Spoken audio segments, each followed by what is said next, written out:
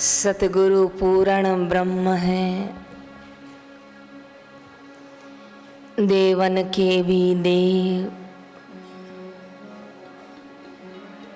सतगुरु में ही समा रहे ब्रह्मा विष्णु महेश।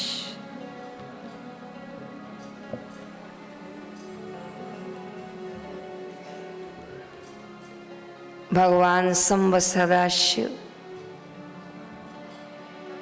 श्री गुरु गीता में कहते हैं, इस धरा पर वो धन्य हैं जीवन में जिनके सद्गुरु महापुरुष हैं, जिनके जीवन में ज्ञानदाता सतगुरु का सानिध्य नहीं है, जिनके जीवन में सद्गुरु महापुरुषों की दी हुई दीक्षा नहीं है, वो मनुष्य जीवन मनुष्य तन पाकर भी कोड़ू के बैल की नाई दिन से रात और रात से दिन, गर्मी से सर्दी और सर्दी से बरसात की ऋतु की नाई समय परिस्थितियों में परिवर्तन होते होते उसका जीवन कब मृत्यु की पराकाष्ठा तक पहुंच जाता है नहीं पता चलता। अनंत अनंत प्रणाम करते हैं गुरुदेव के श्री चरणों में। बापूजी विराजमान जोधपुर में हैं, लेकिन हजारों की संख्या में विद्यार्थी और साधक जप तप साधना का सत्संग का लाभ ले रहे हैं। संसार में कई प्रकार के धन बताए गए, इसी प्रकार संसार में कई प्रकार के लाभ भी बताए गए हैं। कोई 500 रुपए का सामान खरीदता है और 1000 में बेच के आता है तो बहुत खुश होता है, कहता है आज दुगना लाभ हो गया, 500 लिया था 1000 बेच के आया। कोई स्वर्ण खरीदता है सस्ते में और समय पाकर जब भाव बढ़ जाता है अधिक मूल्य में बेचता है तो सोचता है कि बड़ा लाभ हुआ। जमीन खरीदने वाले सस्ते में खरीद लेते हैं, समय से 10 गुना भाव बढ़ जाता है तो बड़े खुश होते हैं, भगवान को नारियल चढ़ाते हैं, मिठाइयाँ और प्रसाद माता को भोग धरते हैं कि बड़ी हमें लक्ष्मी माता की कृपा से बड़ा लाभ हुआ, 10 गुना हमें उसका मूल्य मिला। कोई सस्ती वस्तु बेचकर समझता है लाभ हुआ, कोई जमीन बेचकर सोचता है लाभ हुआ, कोई स्वर्ण खरीद के सोचता है लाभ हुआ, कोई घर खरीद के बेचता है लाभ हुआ, कोई गाड़ियां खरीद के बेचता है सोचता है लाभ हुआ। पर गुरु के प्यारे विद्यार्थियों, और संसार में ऐसे कई लाभ हैं। कई बच्चे बहुत खुश होते हैं जब वो 10वीं की परीक्षा में अच्छे नंबरों से पास होके आते हैं, वो सोचते हैं ये लाभ है। ये भी जब वो ग्रेजुएशन करते हैं तो माता पिता खुश होते हैं, बस अब कमाने लगेगा, ये भी लाभ है। लेकिन ये जितने लाभ है ना, ये संसार की डोरों से बंधे हुए हैं और इनको बांधने वाले और बनाने वाले संसारी लोग ही हैं जो इसको लाभ मानते हैं। और गहराई से देखोगे ना, इस लाभ के लोभ में पूरा जीवन उनका खर्च हो जाता है। और आखिरी समय में अपने घर परिवार वालों के लिए सब कुछ छोड़कर चले जाते हैं और बाद में पता नहीं उन वस्तुओं का क्या होता है। इसलिए कई बार वो अपने ही घरों में जन्म लेते हैं, क्योंकि उनका वस्तुओं में, पैसे में, सामान में, गाड़ियों में, घरों में इतना मोह था कि साईं लीलाशाह वाणी में लिखा है कि बहुत ज़्यादा घरों में मोह करते तो दूसरे जन्म में उसी घर में चिपकली बन के दीवारों पर घूमते हैं और बहुत खुश होते हैं कि हम अपने ही घरों में घूम रहे हैं। वो घर से बाहर नहीं निकलते, झाड़ू लगा के उनको बाहर निकालो तो खिड़की से घुस जाती हैं, क्योंकि वो कहती हैं तुम जाओ, ये मैंने दीवार बनाई थी, मेरा घर है ये। ऋषि पांचम की कथा में आता है कि वो ब्राह्मण और ब्राह्मणी उसी घर में बैल और कुतिया बनकर आते थे। बहू बची हुई रोटी डालती थी, बैल को बचा हुआ चारा डाल देते थे, लेकिन वो दोनों घर छोड़ने को तैयार नहीं थे। बहू ने रील की हड्डी तोड़ दी तो जाके पति बैल को बताया कि देखो बहू ने मेरा क्या हाल किया। तो बैल बोला उसको कहाँ पता, तो उसी घर की मालकिन उसकी सासू माँ है। इसी कथा आती है। सार ये कहना चाहूंगी कि जब सतगुरु की दिशा नहीं मिलती है तो मनुष्य की दशा खराब हो जाती है, और जिसको सतगुरु की दिशा मिलती है और जो सतगुरु के बताए हुए दिशा में चलते हैं, उनकी दशा महादशा से उन्नत होकर परमात्मा की और वो दशा मिल जाती है।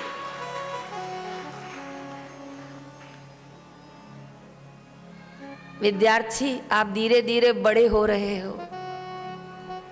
अब आपको भी गुरु कृपा से समझ में आने लग गया है कि लाभ क्या होता है। जितने लाभ मैंने बताया आप सभी समझ रहे हो, लेकिन ये जितने बताए ना, ये सब नश्वर लाभ हैं, लौकिक लाभ हैं। बहुत खुश होते हैं कई बार लोग जब उनका सामान बहुत अच्छे मूल्य से चला जाता है, लेकिन फिर वो मूल्य खर्च हो जाता है। ये जो आपके हाथों में माला देख रही हूं ना, ये जो आप जप कर रहे हो, बहुत अच्छा लगता है, इसलिए क्योंकि आप ये परम लाभ कमा रहे हो, ये शाश्वत लाभ कमा रहे हो। कोई कहे कि धन राशि दिखाओ तो तिजोरी खोल के दिखा सकते हो, लेकिन कोई कहे कि आश्रम गए तो क्या लाभ मिला, दिखाओ, नहीं दिखा पाओगे।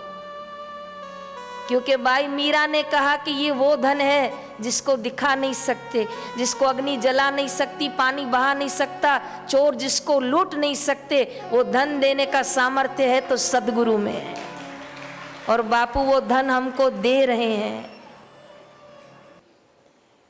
उड़िया बाबा वृंदावन में एक बहुत बड़े संत हो गए। बाबा का वास्तविक नाम तो कहीं शास्त्रों में नहीं आया, लेकिन उड़ीसा के रहने वाले थे। उनकी हिंदी बोली में उड़िया भाषा का थोड़ा बोलने में तैका आता था, इसीलिए बाबा का नाम उड़िया बाबा पड़ गया। घाट वाले बाबा हरिद्वार में बिरला घाट पे रहते थे। पूज्य बापू जी उनके संग बैठ के बड़ी ऊंची ज्ञान चर्चा, वेदांत चर्चा करते थे। योग वशिष्ठ, विवेक चूड़ामणि जैसे ग्रंथों पर वहाँ ज्ञान चर्चा होती थी, और ज्ञान चर्चा करते करते बापूजी हंसी हंसी मजाक मजाक में बहुत कोशिश करते थे कि पता चले घाट वाले बाबा का नाम क्या है। बापूजी बहुत पूछने का प्रयास करते थे, लेकिन घाट वाले बाबा फिर बात को घुमा लेते और कहते थे कि घाट पे रह रहा हूँ घाट वाला बाबा, टाट पहनता हूँ तो टाट वाला बाबा, और बोलो कौन सा बाबा, पर कोई नाम नहीं बताया। बस एक बार कुछ सामान आया था पेपर में, और बाबा जी स्वयं वो पेपर हटा के पढ़ने लग गए, और बापूजी धीरे से आके घाट पे बैठे, बाबा जी को पता ही नहीं चला। और बापूजी कितनी देर से देख रहे थे कि बाबा जी टाइम्स ऑफ इंडिया पढ़ रहे हैं, वो भी इंग्लिश में, अंग्रेजी में पढ़ रहे थे। तो जब बाबा जी पेपर पलटाने लगे तब बापूजी ने उनको जोर से बोला, पकड़ा गया, चोर पकड़ा गया। तो बाबा जी हैरान हो गए, बोले क्या चोरी की, क्या पकड़ा गया? तो कहा अब पता चला आप अंग्रेजी पढ़ना जानते हैं, अब पता चला आप। नहीं मैं पढ़ नहीं रहा था, मैं पेपर देख रहा था। तब बापूजी समझ गए कि बाबा जी पढ़े लिखे हैं, तभी पेपर इंग्लिश में पढ़ रहे थे। तो संतों ने तो अपना नाम भी छुपाना चाहा, क्योंकि सभी संस्कार उनके ज्ञान अग्नि में दग्ध हो गए। देखा जाए तो 6 साल से पूज्य गुरुदेव व्यासपीठ पर विराजमान नहीं है, लेकिन गुरुदेव के ज्ञान का ऐसा प्रताप है कि सभी विद्यार्थी, सभी आश्रम, सभी समितियां, सभी पर्व, सभी गुरु पूर्णिमा सभी आश्रमों में मनाए जा रहे हैं। ये ज्ञानी महापुरुषों की कृपा है और ये उनकी हार्दिक शुभ इच्छा है। सभी इच्छाओं का दमन हो जाता है ज्ञानी के, तभी वो पूर्ण ज्ञान तत्व को पाते हैं। लेकिन फिर भी ज्ञानी महापुरुषों की भी एक इच्छा रह जाती है कि ये ज्ञान सब पाएं, ये प्रसाद सब पाएं, ये आनंद जो मैंने पाया है वो सब पाएं। कई बार बापूजी को कहते हैं, बापूजी इतना सारा आप सबको लेके चल रहे हैं। बापूजी कहेंगे हाँ सबको लेके चलेंगे, मेरे साईं लीलाशाह की ट्रेन बहुत बड़ी है, जो आएगा वो उसमें बैठ जाएगा। तो कई बार कहते हैं बापूजी ये अच्छे यात्री नहीं निकले तो, कहीं आधे रास्ते में ट्रेन से उतर गए तो भी बापूजी मुस्कुराते हैं और कहते हैं अरे आधे में उतरेंगे, आधी यात्रा तो हो जाएगी, इतना तो मेरे लीलाशाह का प्रसाद खा लेंगे। लेकिन बापूजी ने हमें वही शिक्षा दी है जो बापूजी ने स्वयं अपने जीवन में लाई है। हिम्मत ना हारिए, प्रभु ना विसारिए, हंसते मुस्कुराते हुए जिंदगी गुजारिए। रात को तूफान आया, सुबह फिर से खड़े हो गए।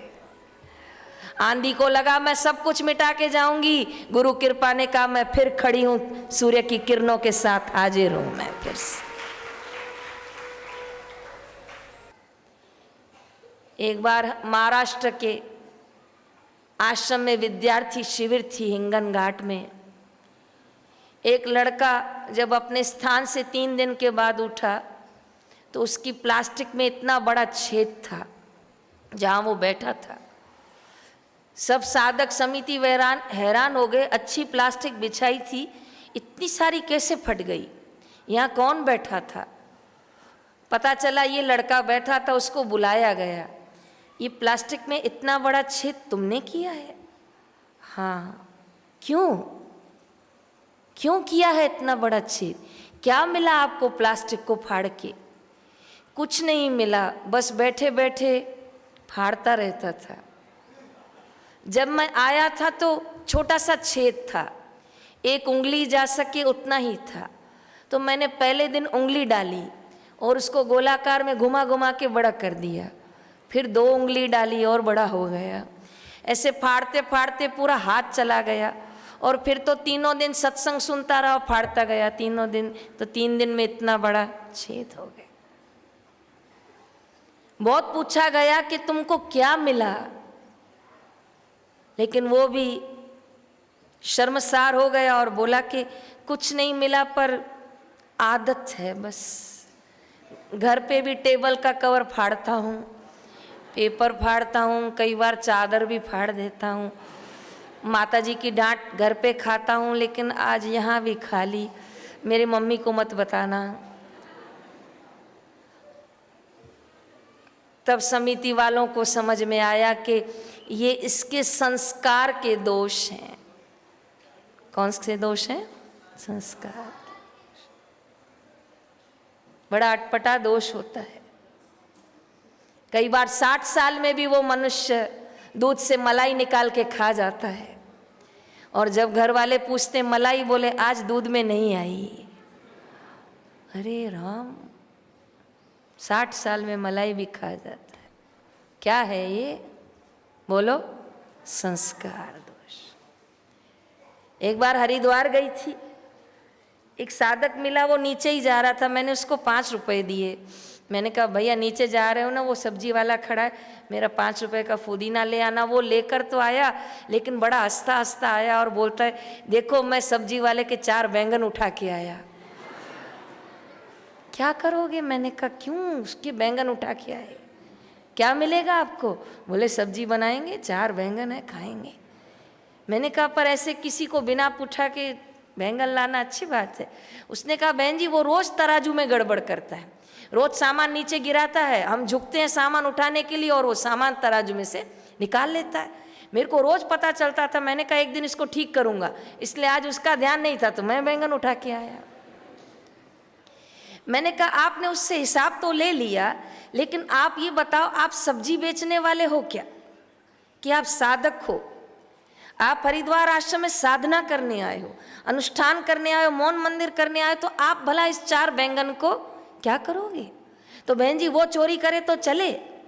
मैंने कहा वो चोरी करे या चले या न चले वो सब्जी वाला जाने और उसका, शाबाश विद्यार्थी, ये उसका कर्म जाने। आप साधक हो, आप जब अनुष्ठान करने आए हो, आप इस 4 बैंगन का क्या करोगे? जाओ वापस दे के आओ। ओ बहन जी, वापस देने जाऊं? मैंने कहा हाँ, संस्कार दोष है, उठाने की आदत है, तो वो सब्जी वाले के यहाँ भी आदत काम कर गई आपकी। जाइए वापस दीजिए और बोलिए मैं उठा के गया था। चुप हो गया। मैंने कहा बापू नाराज हो जाएंगे आपको? नहीं नहीं जाता हूँ, डराओ नहीं जा रहा हूँ। वो नीचे गया और उस सब्जी वाले की गर्दन उधर थी, 4 बैंगन रख दिया। फिर आया तो मैंने पूछा रखा है? तो कहा बहन जी रख के तो आया पर बोल के नहीं आया। क्यों? कहा मैं नहीं बोलता कि मैंने 4 बैंगन उठाए अब रख रहा हूं, मैं इतना सारा नहीं बोलूंगा। तो अभी भी संस्कार काम कर रहे थे। मैंने कहा जब बोल नहीं सकते हैं तो फिर बैंगन उठाए क्यों? जब बोलने की ताकत नहीं है, मैंने तेरे बैंगन उठाए थे, मैं रख रहा हूं, तो फिर उठाने का कर्म क्यों बनाया गया? क्यों संस्कार दोष अनुष्ठान के बीच में आ रहे हैं? क्यों किसी का बंद सामान खोल के देखा जाता है? क्यों किसी की बातें छुप छुप के सुनी जाती हैं? क्यों इधर की बात उधर की जाती है? ये संस्कार दोष है। कई बार बच्चे चाची की बात माँ को बताते हैं, झगड़ा हो जाता है घर में। संस्कार दोष है। दुनिया भर की बातें सुनना सुनना सुनना, फिर उसकी उसको सुनाना, उसकी उसको सुनाना, फिर कहाँ गुरुदेव योग वशिष्ठ आपको समझाएंगे तो आप कैसे समझ पाओगे? कम सुनो, कम बोलो, दूसरों की चर्चा में ध्यान मत दो, आपके अनुष्ठान में बरकत पड़ेगी। मैंने बताया था ना कि एक संत शहद का पानी लगा के रखते थे शरीर को। क्यों? बोले कोई मेरे सामने नहीं आए, तो मक्खियाँ आती थी उनके शरीर पर। शिष्य ने कहा अच्छा लगता है मक्खियाँ आती हैं। कहा चलेगा, 2 इंसान वालों से ये मक्खियाँ अच्छी आएंगी जरूर, भूं भूं करेंगी, लेकिन किसी की निंदा नहीं करेंगे। इसीलिए बापूजी ने सत्संग के हर सत्र में हमसे गवाया, निंदा किसी की हम किसी से भूल कर भी ना करें, सत्य बोले झूठ त्यागे, प्रेम आपस में करें। हे प्रभु आनंद दाता ज्ञान हमको दीजिए, शीघ्र सारे दुर्गुणों को दूर। मुंबई में एक परिवार में हमारा थोड़ी देर के लिए समय रखा गया था, उसके बाद हमारी ट्रेन थी, उनका घर ट्रेन के नज़दीक था, इसलिए थोड़ी देर निवास वहीं रखा गया था। उनके घर में नई बहू आई थी, बहुत पढ़ी लिखी थी, मुंबई की रहने वाली थी। तो जैसे हम लोग गए तो हमारे साधक भाई ने बोला अरे आश्रम की बहन जी हैं, आश्रम की दीदी हैं, पैर छुओ पैर छुओ। तो वो पैर छूने नज़दीक आई तो सही, पर धीरे से मेरे कान में बोली नहीं छूऊंगी तो नहीं चलेगा। तो मैंने भी उसके धीरे से बोला बिल्कुल चलेगा, बहुत अच्छा, पर हरिओम तो बोलो। तो फिर उसने कहा हाँ हाँ नमस्ते नमस्ते नमस्ते। तो मैं समझ गई भाई इनकी बहू तो कहीं और मॉडल नंबर आ गया है। ठीक। तो मैं जब अंदर बैठी तो हमारे साधक ने पूछा कि पैर तो छुई? हाँ छूने की और तो थी, नहीं छुई ना बहन जी? मैंने कहा भैया नहीं छुए तो अच्छा ही है, क्या हुआ, पर हरिओम तो बोले। बहन जी वो क्या करूं, वो बोलती है मेरी माँ भी नहीं छूती थी। तो मैंने कहा भैया फिर इसको क्या बोलें, बाद में पता चला उसकी दादी भी नहीं छूती थी। तो मैंने कहा आप किसी को दोष मत दो, ये दोष जाएगा, बोलो तो संस्कार दोष, कि उन्होंने अपनी बेटी को संस्कार नहीं दिए। लेकिन गुरु द्वारा आप सबको संस्कार दे रहा है। प्रातःकाल उठ रघुनाथा, मात पिता गुरु नावई माता। तो प्रभु श्री राम के संस्कार हमें बापूजी गुरुद्वार पर दे रहे हैं। भगवान श्री कृष्ण के संस्कार, माँ यशोदा के संस्कार, माँ कौशल्या के संस्कार हमें गुरुद्वार से मिले जाते हैं।